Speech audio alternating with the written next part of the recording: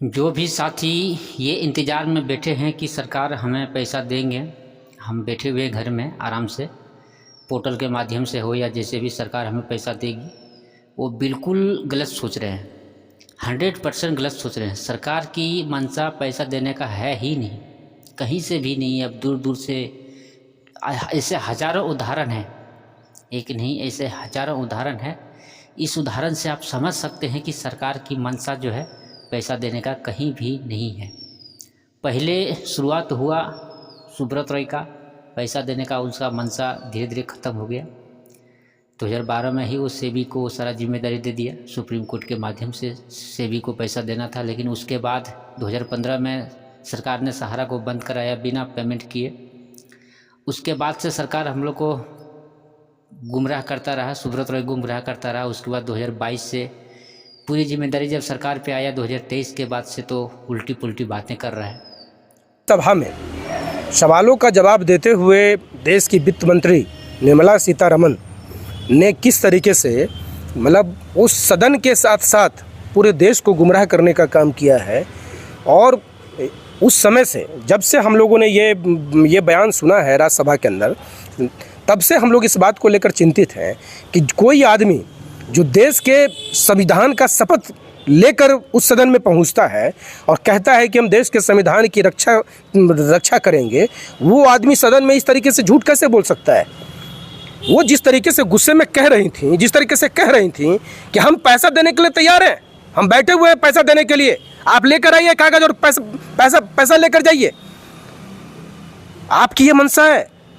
आपने क्या किया?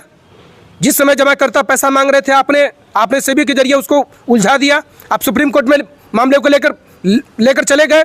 आप जो है खींचते इतना लंबा खींच दिए कि सुब्रत राय मर गए, उसका एक चेन खत्म हो गया।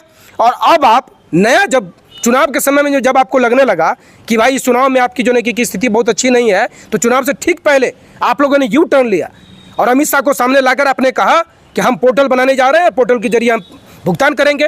पोर्टल पर कितना आवेदन हुए? निर्मला सीतारमण जी को सबसे पहले राज्यसभा में इस बात का जवाब देना चाहिए था कि पोर्टल में कितने जमाकर्ताओं ने भुगतान के लिए जो आवेदन लगाए, कितने की संख्या को सरकार ने क्या कहकर रिजेक्ट किया, सीआरसी ने क्या कहकर रिजेक्ट किया। और आपने जिनको पैसा दिया, जिन जमाकर्ताओं को आपने पैसा दिया, क्या उस जमाकर्ता का पैसा उतना ही था?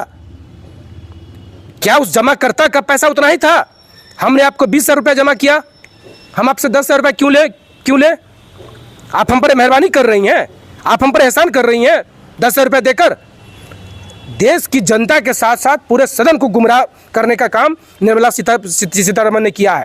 और इसी से बात ये साबित होता है कि ये जो केंद्र की जो मोदी सरकार है, ये जो बीजेपी की सरकार है, ये सरकार सहारा के साथ मिलकर ये पूरा का पूरा खेल खेल रही है।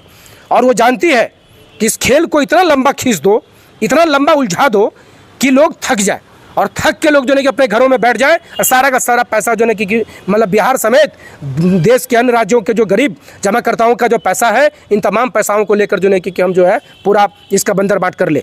इसलिए साथियों, आप तमाम लोगों से सहारा भुगतान संघर्ष मोर्चा की तरफ से मैं ये निवेदन करना चाहता हूँ।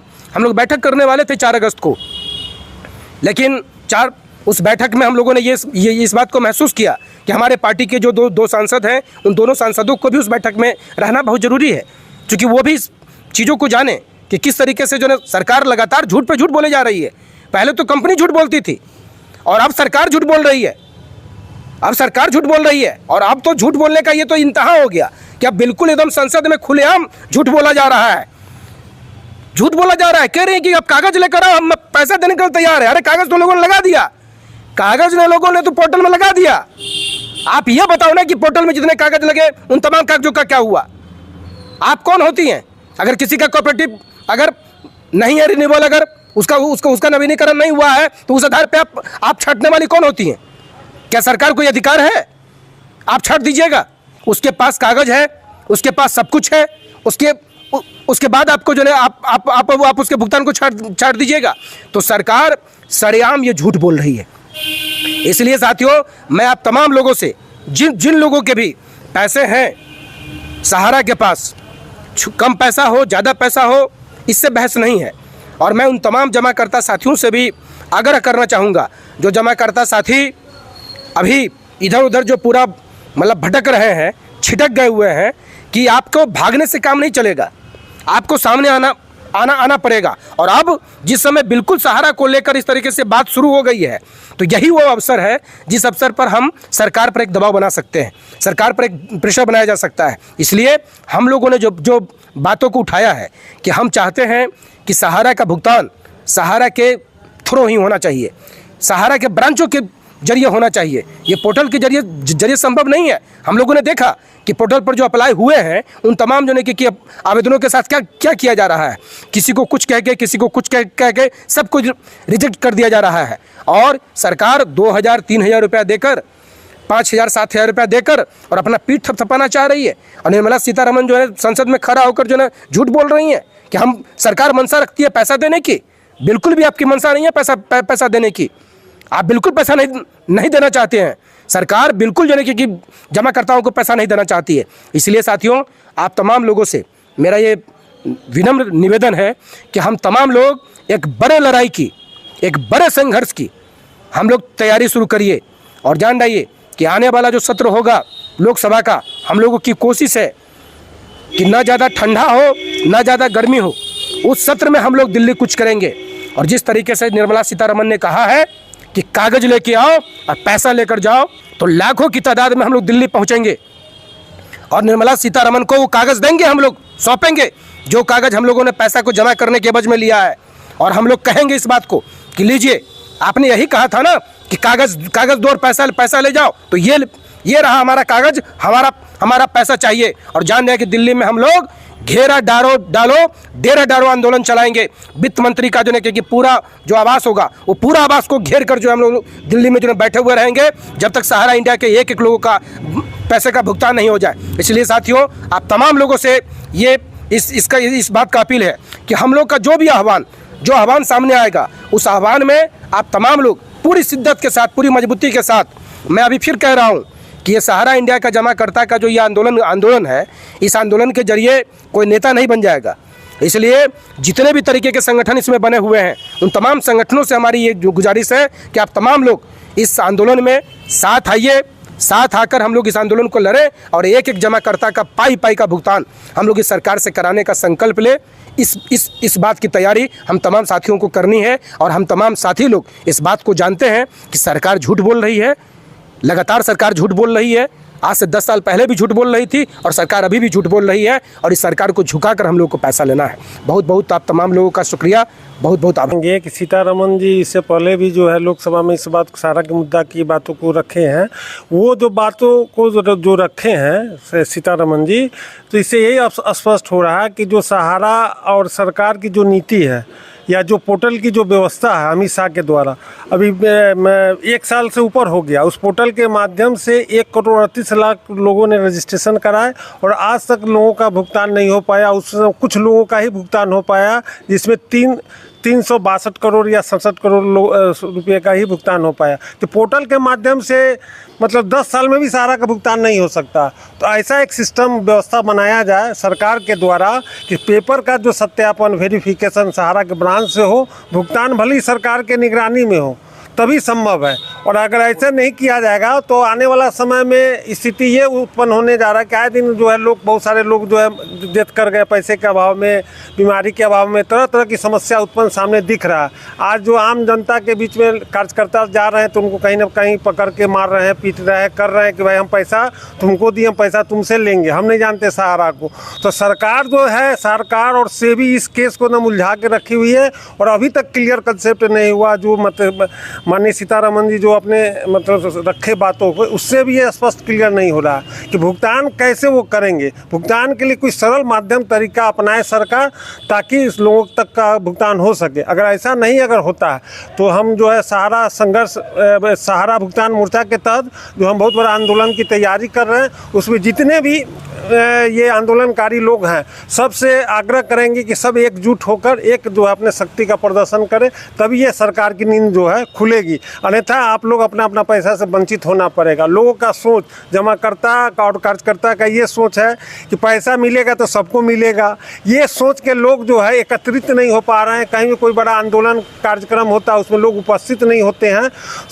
खासकर कार्यकर्ता लोगों से जो है रिक्वेस्ट करते हैं, आग्रह करते हैं कि जब कभी ऐसा कोई आंदोलन हो तो उस आंदोलन में बढ़ चढ़ के हिस्सा ले, तभी एक जो है मतलब जो है भुगतान की ओर पहुंच पाएंगे। अन्यथा भुगतान हमको दूर दूर तक जो है मिलने की संभावना नहीं दिख रहा है, जो सरकार की ढोलमोल जो नीति है। क्योंकि सुप्रीम कोर्ट से भी और ये सहारा, ये तीनों किस केस को उधराए हुए 10 साल 12 साल हो गया। सहारा से भी विवाद, अभी तक वो केस को क्लियर नहीं हो पाया कि पैसा जो है पब्लिक पैसा लिया, ठीक है, पैसा पब्लिक से लिया, पब्लिक ने दूसरे स्कीम में सहारा ने ट्रांसफ़र कर दिया। आज जो भी भुगतान है 70 का 95% सोसाइटियों का पैसा जो है वो ड्यूज पड़ा है। कुछ लोगों का क्यूसब में भी पैसा है, कुछ का कमर्शियल में भी है। तो तरह तरह की योजना के तहत जो है लोगों का भुगतान अभी तक पेंडिंग है, और ये सरकार जो कोई स्पष्ट जो है नीति नहीं सामने ला रही जिससे लोगों का भुगतान हो सके। यही हमसे जो है सरकार से अपील है कि जल्दी से जल्द इसका समाधान। सबसे पहले तो वित्त मंत्री महोदया झूठ बोली, जनता को गुमराह करी कि हाँ भुगतान हम देंगे, भुगतान नहीं देंगे। मतलब जनता को भरमाने का उन्होंने काम किया। अमित शाह हो, CRC हो, ये सब लोग जो है जनता गुमराह किया। हमने सहारा को पैसा दिया, हमने CRC को पैसा नहीं दिया, यह गलत है। हम भुगतान सहारा से लेंगे, मतलब गवर्नमेंट के माध्यम से ही हो, हम सहारा से भुगतान लेंगे। उसका जब वित्त मंत्री क्या जानते हैं कौन आदमी कौन कैसा है, कौन कागज़ लेके जाए, हम कौन कागज़ लेके जाए, कैसा कागज़ लेके जाए कि हम भुगतान हमको मिल जाएगा, वो दे देगी, भुगतान नहीं देगी। गुमराह करने का काम कर रही है वित्त मंत्री। वित्त मंत्री हो, गृह मंत्री हो, सहकारिता मंत्री हो, भारत सरकार हो, बिहार सरकार, कोई भी सरकार, किसी का मंशा नहीं है कि हम गरीब जनता का भुगतान करें। भुगतान लेने के लिए हमको क्रांति करना होगा। जब तक क्रांति नहीं होगा कोई कोर्ट कचहरी से कुछ नहीं होगा, हमको रोड पर उतरना होगा। हम सभी जमाकर्ता और कार्यकर्ता से आग्रह करते हैं कि आपको रोड पर आना होगा। आज रोड पर हम लोग सब आदमी आ देंगे, कल भुगतान होगा। आप देख लीजिए अभी बांग्लादेश में पूरे जनता चढ़ गया, प्रधानमंत्री भाग गई। क्या हम लोग कार हैं? तो पैसा दिए हैं, कोई मंगनी नहीं मांग रहे हैं। हमको पैसा चाहिए, हमको भुगतान चाहिए। हम सभी कर्जकर्ता और जमाकर्ता को कह रहे हैं कि आप लोग को रोड पर आना होगा, नहीं आइएगा भुगतान कभी नहीं होगा, कभी नहीं। आप उतरिए रोड पर, जमाकर्ता कर्जकर्ता घर में नहीं सोइए। भुगतान लेना है, पैसा है, हमने पैसा जमा किया है, हम सहारा को दिए हैं, हम CRC को नहीं दिए हैं। CRC में एक जज की बहाली हुई है 25 लाख रुपया। वो कैसा जज है? काहे को जज? हमारा पैसा हम क्यों देंगे जज को? गवर्नमेंट दे जज को पैसा। सहारा का पैसा लेकर के आप दे रहे हैं, जज को दे रहे हैं। ये दोगलपन नीति चला रहे हैं आप, जनता को गुमराह कर रहे हैं। सरकार किसके लिए बनती है? जनता के लिए। न्यायपालिका किसके लिए? जनता के लिए। कहाँ न्यायपालिका कोई न्याय कर रहा है? आज 12 साल हो गए, सुप्रीम कोर्ट क्या किया? कुछ नहीं किया। इसलिए हमको भुगतान लेना है, हमको रोड पर उतरना है। अगर रोड पर हम नहीं उतरते तो भुगतान नहीं होगा। हम सभी जमाकर्ता कर्जकर्ता से आग्रह करते हैं कि रोड पर आइए, नहीं आइएगा भुगतान नहीं होगा। हम लोग सभी आंदोलनकारी को एक साथ होना होगा। टूट पाट रहिएगा तो कभी संगठन मजबूत नहीं होगा, ना भुगतान होगा। सबसे पहले कि क्रांति होगा, क्रांति के माध्यम से ही पैसा मिलेगा, ऐसे पैसा नहीं मिलेगा। सब पूरे देश के जनता को कह रहे हैं, पूरे देश के कर्जकर्ता को कह रहे हैं कि एक साथ है, एक मंच पर आइए और भुगतान एक दिन में होगा। सरकार की हिम्मत नहीं है कि हम भुगतान नहीं दे, इसलिए आप लोग सब आदमी एक साथ आइए, हमारा भुगतान होगा। ऐसे नहीं होगा, हम पोर्टल से भुगतान नहीं लेंगे, कोई नहीं लीजिए। आप 10 लाख जमा करके 10,000 पैसा कहाँ लीजिएगा? कथी के पैसा दे रहे हैं? अनुदान दे रहे हैं अमित शाह, भीख हम मांग रहे हैं। हमारा ये पैसा है, पैसा हमारा दीजिए, हम कुछ नहीं। भुगतान हमको चाहिए, क्रांति, क्रांति के माध्यम से ही भुगतान होगा। इसे भुगतान कभी नहीं होगा। रोड पर उतरिए, भुगतान लेने के लिए रोड पर उतरना होगा आपको, तो नहीं तो भुगतान नहीं होगा। हम सभी देश के फ्रेंचाइजीज गार्जियन को भी आह्वान करना चाहते, आप लोग आइए, आप लोग हमारे भाई हैं, आप लोग आइए। आप लोग मुंह छुपा करके नुका कर रह रहे हैं। कोई भी फ्रेंचाइजीज आज हमारा हेल्प नहीं कर रहा है। क्यों नहीं हेल्प कर रहा है? हम आपसे आग्रह करते हैं, विनती करते हैं कि आप लोग, हम लोग 100 आदमी मिलकर लड़ेंगे, हमारा भुगतान होगा। इसी शब्दों के साथ समाप्त। आप क्या कहेंगे कल के मुद्दे पर? देखिए, कल हमने संसद में निर्मला सीतारमण की बातों को सुन रहा था। उनकी बात से एकदम सरासरी झूठ झलक रही थी, समझे। उनकी बात से बिल्कुल ही झूठ झलक रही थी कि आप सर्टिफिकेट लेकर के आइए और सहारा का भुगतान लेकर के जाइए। पोर्टल के माध्यम से अप्लाई किया हुआ बरसों बरस हो गया लोगों का, लेकिन किसी का एक समुचित ढंग से उन्होंने भुगतान नहीं किया। एक मुद्दा को मैं और रखना चाहूँगा मजबूती से कि देश में रेलवे के बाद अगर कोई सबसे बड़ा एम्प्लॉयमेंट का क्षेत्र था वो सहारा था, जिसमें 13 लाख लोग इसमें एम्प्लॉय थे।